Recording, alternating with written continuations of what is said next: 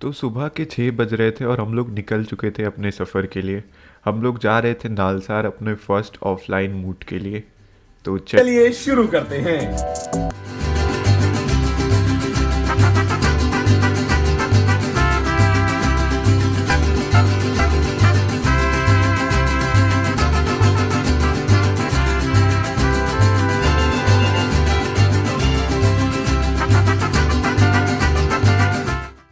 तो सबसे पहले हम लोग निकले देहरादून एयरपोर्ट के लिए, जो मेरे हॉस्टल से 1 घंटे की दूरी पर था। ये मूट हमारे लिए बहुत स्पेशल था। इस मूट के लिए हम लोग ने 3 मंथ तक हार्ड वर्क किया था, जिसके बाद हमारा मेमो सेलेक्ट हुआ था और हम लोग फर्स्ट ऑफलाइन मूट करने जा रहे थे। हम लोग बहुत ज़्यादा एक्साइटेड थे इस कॉन्टेस्ट के लिए, क्योंकि अलग अलग कॉलेजेस से टीम आने वाली थी और बहुत अच्छा कंपटीशन होने वाला था। और साथ ही साथ हम लोग हैदराबाद पहुंच के भी एक्साइटेड थे, क्योंकि हैदराबादी बिरयानी टेस्ट करने को मिलने वाली थी। और ये मेरे लिए फ़र्स्ट टाइम होने वाला था कि I am in Hyderabad and trying Hyderabadi biryani. So that was also an exciting part for me. तो हैदराबाद पहुंचते ही हम लोग हैदराबादी बिरयानी टेस्ट करने पहुंचे। तो you can see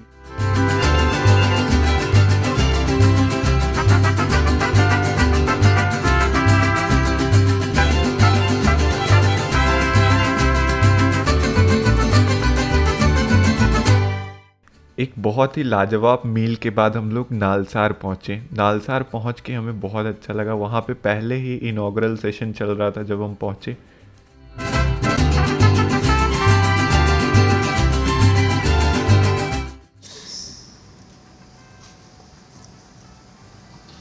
As we kickstart Nalsa's flagship and one of the leading constitutional law moves in the country, the Supreme Court of India is all prepared to hear today a batch of petitions challenging the laws enabling the issuance of electoral.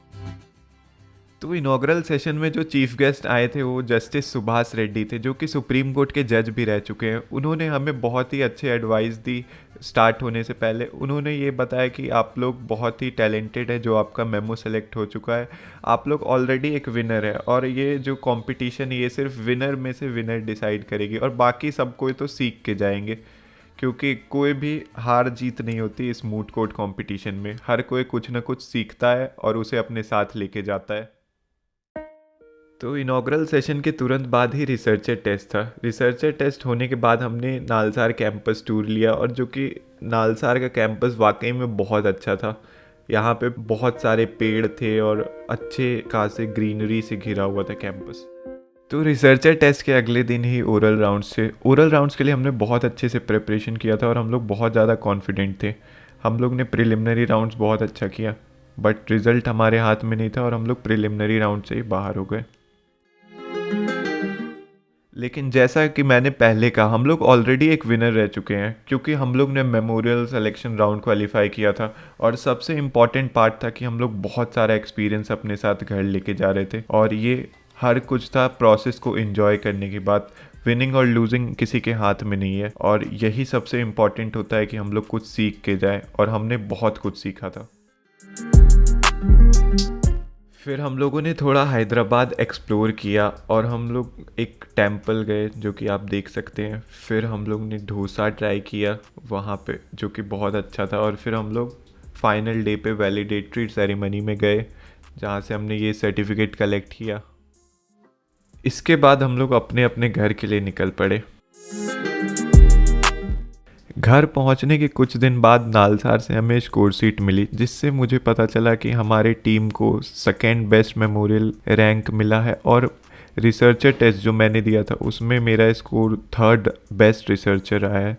तो इससे मुझे बहुत खुशी मिली, और हमारा वहाँ जाना एक तरह से सफल हुआ, क्योंकि हमने जो प्रोसेस पे काम किया था वो कहीं ना कहीं वर्क कर रहा था, और हम लोग देख सकते थे कि कहाँ हम लोग अपने मिस्टेक को रेक्टिफाई कर सकते हैं।